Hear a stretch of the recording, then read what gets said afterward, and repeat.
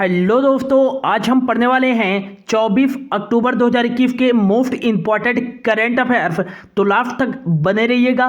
चलिए स्टार्ट करते हैं। आज का पहला क्वेश्चन है, हाल ही में गरुड़ ऐप किसके द्वारा लॉन्च किया गया है?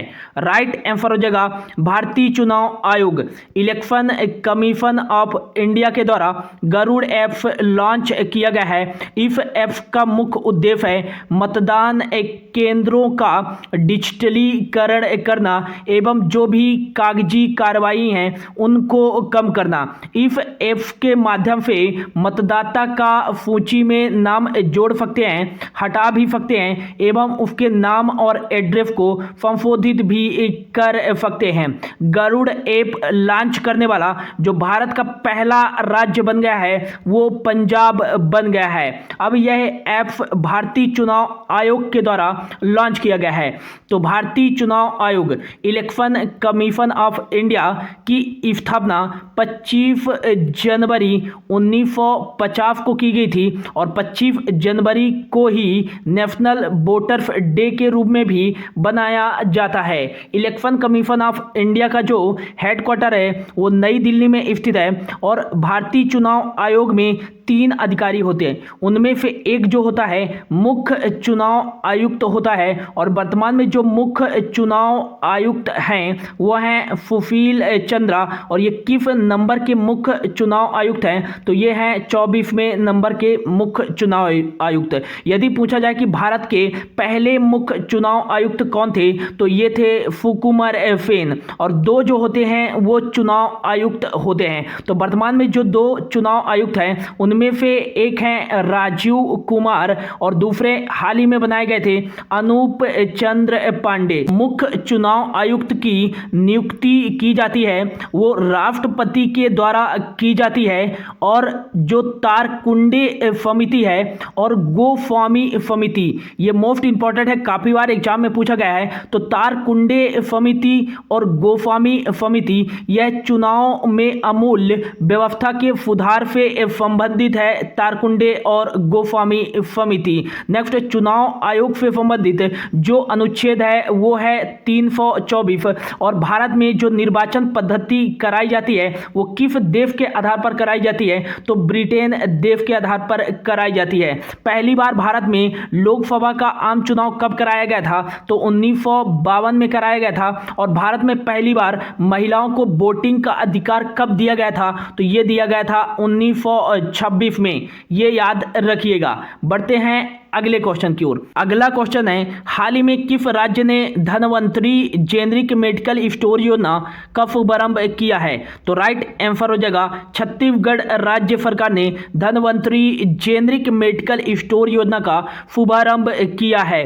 कम लागत वाली जेनरिक दवाओं को प्रदान करने के लिए एवं राज्य के कमजोर लोगों को अच्छी स्वास्थ्य सेवा प्रदान करने के लिए यह छत्तीसगढ़ राज्य सरकार द्वारा धनवंतरी जेनरिक मेडिकल स्टोर योजना का शुभारंभ किया गया है।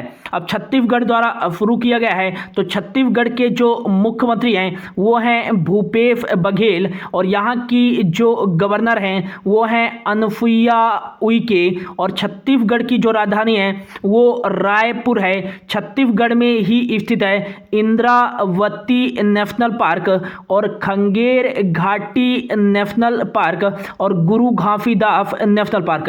हाल ही में गुरु घासीदास नेशनल पार्क को छत्तीसगढ़ का नया टाइगर रिजर्व भी बनाया गया है। छत्तीसगढ़ में ही स्थित है चित्रकूट जलप्रपात जो कि इंद्रावती नदी पर स्थित है। इसे भारत का नियाग्रा जलप्रपात भी कहा जाता है। छत्तीसगढ़ में ही मड़ई महोत्सव बनाया जाता है। और हाल ही में छत्तीसगढ़ राज्य सरकार द्वारा छत्तीसगढ़ को बाजरा हब बनाने के लिए बाजरा मिशन की शुरुआत की गई है। हाल ही में छत्तीसगढ़ राज्य के मुख्यमंत्री के द्वारा महतारी दुलार योजना की शुरुआत की गई है। कोविड-19 से अनाथ हुए बच्चों को वित्तीय सहायता प्रदान करने के लिए इस महतारी दुलार योजना के तहत कक्षा 1 से 8वीं तक के बच्चों को 500 रुपए प्रति माह दिया जाएगा एवं कक्षा 9 से 12वीं तक के बच्चों को 1000 रुपए प्रति माह दिया जाएगा। हाल ही में छत्तीसगढ़ राज्य सरकार द्वारा राजीव गांधी किसान न्याय न्याय धन योजना की भी शुरुआत की गई है और हाल ही में गोधन न्याय योजना की शुरुआत भी छत्तीसगढ़ राज्य सरकार द्वारा की गई है। अगला क्वेश्चन है, हाल ही में अंतर्राष्ट्रीय हिम तेंदुआ दिवस कब बनाया गया है? राइट आंसर हो जाएगा 23 अक्टूबर को बनाया गया है अंतर्राष्ट्रीय हिम तेंदुआ दिवस। पहली बार यह 2014 में बनाया गया था, लेकिन पहली बार अंतर्राष्ट्रीय स्तर पर यह 2015 में बनाया गया था अंतर्राष्ट्रीय हिम तेंदुआ दिवस। इस दिवस का जो प्रमुख उद्देश्य है वो है अंतर्राष्ट्रीय स्तर पर हिम तेंदुओं के संरक्षण के बारे में जागरूकता पैदा करना। हाल ही में लद्दाख केंद्र शासित प्रदेश के द्वारा हिम तेंदुआ को राजकीय पशु भी घोषित किया गया है। अब यह अक्टूबर माह का इंपॉर्टेंट डेज है, तो जो भी अक्टूबर में अब तक इंपॉर्टेंट डेज बनाए गए हैं उनके बारे में देख लेते हैं। तो 1 अक्टूबर को बनाया गया है अंतर्राष्ट्रीय वृद्धजन दिवस। 1 अक्टूबर को ही बनाया गया है अंतर्राष्ट्रीय कॉफी दिवस। 1 अक्टूबर को ही बनाया गया है राष्ट्रीय स्वैच्छिक रक्तदान दिवस और 1 अक्टूबर को ही विश्व शाकाहारी दिवस बनाया गया है।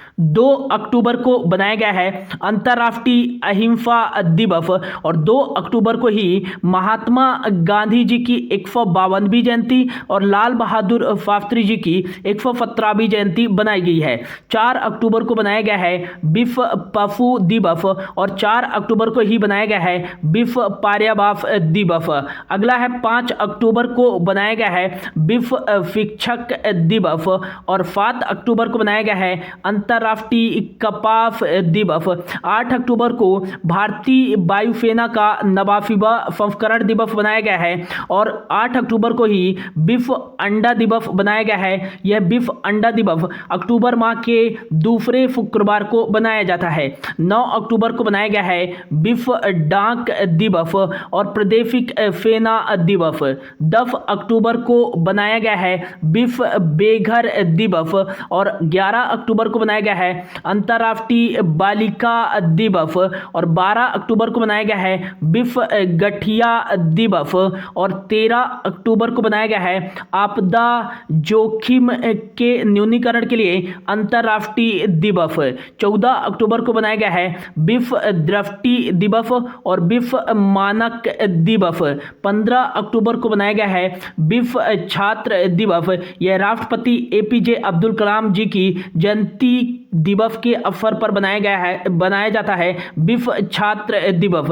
15 अक्टूबर को ही बनाया जाता है ग्रामीण महिलाओं का अंतर्राष्ट्रीय दिवस।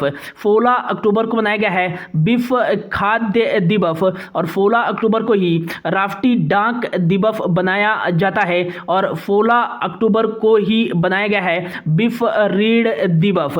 नेक्स्ट याद रखिएगा 17 अक्टूबर को बनाया जाता है विश्व आघात दिवस और इस बार 17 अक्टूबर को ही बनाया गया है गरीबी उन्मूलन दिवस का अंतर्राष्ट्रीय दिवस के रूप में बनाया गया है। और नेक्स्ट याद रखिएगा कि 20 अक्टूबर को बनाया गया है अंतर्राष्ट्रीय ऑस्टियोपोरोसिस दिवस और 21 अक्टूबर को बनाया गया है राष्ट्रीय पुलिस स्मृति दिवस। ये याद रखिएगा। बढ़ते हैं अगले क्वेश्चन की ओर। अगला क्वेश्चन है, हाल ही में कोंकण शक्ति युद्धाभ्यास का आयोजन किन 2 देशों के बीच किया जाएगा? तो राइट आंसर जगह कोंकण शक्ति युद्धाभ्यास का आयोजन भारत और यूनाइटेड किंगडम के बीच आयोजित किया जाएगा। भारत और यूके के बीच में 3 एक्सरसाइज आयोजित की जाती हैं। एक तो हो गया कोंकण शक्ति एक्सरसाइज और दूसरा है अजय वारियर एक्सरसाइज जो कि उत्तराखंड में हाल ही में शुरू है और तीसरा जो है वो है इंद्रधनुष एक्सरसाइज।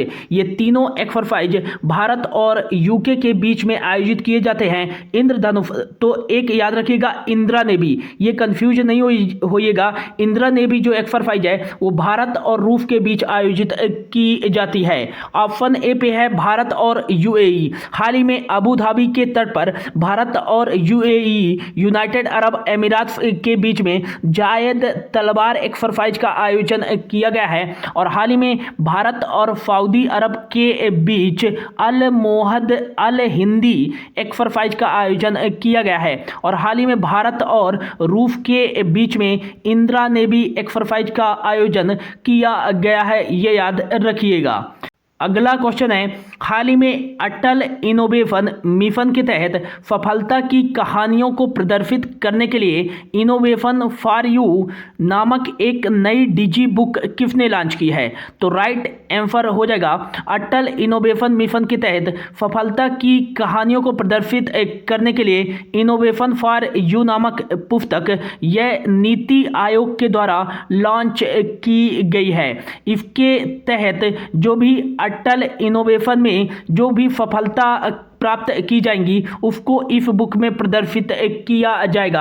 अटल इनोवेशन मिशन की शुरुआत नीति आयोग के द्वारा भारत में नवाचार और उद्यमिता संस्कृति को बढ़ावा देने के लिए शुरू की गई है। अब यह नीति आयोग के द्वारा लॉन्च किया गया है। तो नीति आयोग का जो फुल फॉर्म हो जाएगा वो हो जाएगा national institute for transforming India, इसका फुल फॉर्म हो जाएगा। इसकी स्थापना 1 जनवरी 2015 को की गई थी योजना आयोग को समाप्त करके। और इसके जो अध्यक्ष होते हैं वो भारत के प्राइम मिनिस्टर होते हैं। और वर्तमान में इसके जो अध्यक्ष हैं नरेंद्र मोदी जी हैं। और वर्तमान में जो इसके उपाध्यक्ष हैं वो हैं राजीव कुमार। और नीति आयोग के जो पहले उपाध्यक्ष थे वो थे अरविंद पनगड़िया। और नेक्स्ट याद रखिएगा कि जो वर्तमान में इसके सीईओ हैं वो कौन है? अमिताभ कांत हैं। और नेक्स्ट याद रखिएगा कि नीति आयोग संवैधानिक संस्था है या गैर संवैधानिक संस्था है? तो नीति आयोग जो है वो गैर संवैधानिक संस्था है। अगला क्वेश्चन है, हाल ही में किस राज्य ने कॉलेजों में पढ़ने वाले छात्रों को कौशल प्रशिक्षण प्रदान करने के लिए तकनीकी फर्मों के साथ समझौता किया है? तो राइट आंसर हो जाएगा गोवा राज्य ने कॉलेजों में पढ़ने वाले छात्रों को रोजगार पाने योग्य कौशल प्रशिक्षण प्रदान करने के लिए तकनीकी फर्मों के साथ समझौता किया है। गोवा की राजधानी पणजी है। और गोवा के जो मुख्यमंत्री हैं वो हैं प्रमोद सावंत। और यहाँ के हाल ही में गवर्नर बनाए गए हैं PF श्रीधरन पिल्लई को। और भारत का पहला रेबीज मुक्त राज्य कौन सा है? तो ये गोवा ही है, भारत का पहला रेबीज मुक्त राज्य। भारत का पहला सामान्य नागरिक संहिता वाला जो राज्य है वो गोवा ही है। और हाल ही में भारत का जो पहला मत्स्य केंद्र बनाया जाएगा वो कहाँ बनाया जाएगा? गोवा में ही बनाया जाएगा। अगला क्वेश्चन है, हाल ही में रियलमी का ब्रांड एम्बेसडर किसे बनाया गया है? तो राइट आंसर हो जाएगा KL राहुल को रियलमी का ब्रांड एम्बेसडर बनाया गया है। हाल ही में दीपिका पादुकोण को एडिडास का वैश्विक ब्रांड एम्बेसडर बनाया गया है। और नीरज चोपड़ा जी को RBI के द्वारा साइबर धोखाधड़ी के बारे में जागरूकता फैलाने के लिए चुना गया है, नीरज चोपड़ा को। और हाल ही में अमिताभ बच्चन को जो बिटकॉइन क्रिप्टो करेंसी है कॉइन DCX का ब्रांड एम्बेसडर बनाया गया है। अगला क्वेश्चन है, हाल ही में चर्चित बन्नी किसकी प्रजाति है? तो ये काफ़ी मोस्ट क्वेश्चन है दोस्तों, इस पर IMP कर लीजिएगा। मोस्ट IMP क्वेश्चन, हाल ही में चर्चित बन्नी किसकी प्रजाति है? तो ये ऑप्शन बी भैंस की प्रजाति है बन्नी। अगला क्वेश्चन है, हाल ही में आज़ाद हिंद फौज की 78वीं बरसगांठ कब बनाई गई है? तो राइट आंसर हो जाएगा 21 अक्टूबर को बनाई गई है आज़ाद हिंद फौज की 78वीं बरसगांठ। आज़ाद हिंद फौज की स्थापना 21 अक्टूबर 1943 को सुभाष चंद्र बोस जी के द्वारा सिंगापुर जाते समय की गई थी। लेकिन इसका जो मुख्य श्रेय जाता है आज़ाद हिंद फौज के गठन की जो मुख्य श्रेय जाता है वो जाता है रास बिहारी बोस को।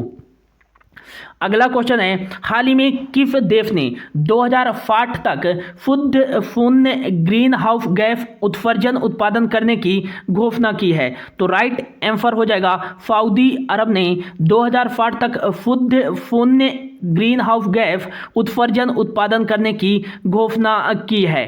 सऊदी अरब की जो राजधानी है वो है रियाद और यहाँ जो करेंसी चलती है वो रियाल करेंसी चलती है। भारत और सऊदी अरब के बीच में हाल ही में अल मोहद अल हिंदी नाम की एक्सरसाइज आयोजित की गई है। तो ये था दोस्तों आज का करंट अफेयर्स। होप आपको अच्छा लगा होगा। Thank you so much for your watching.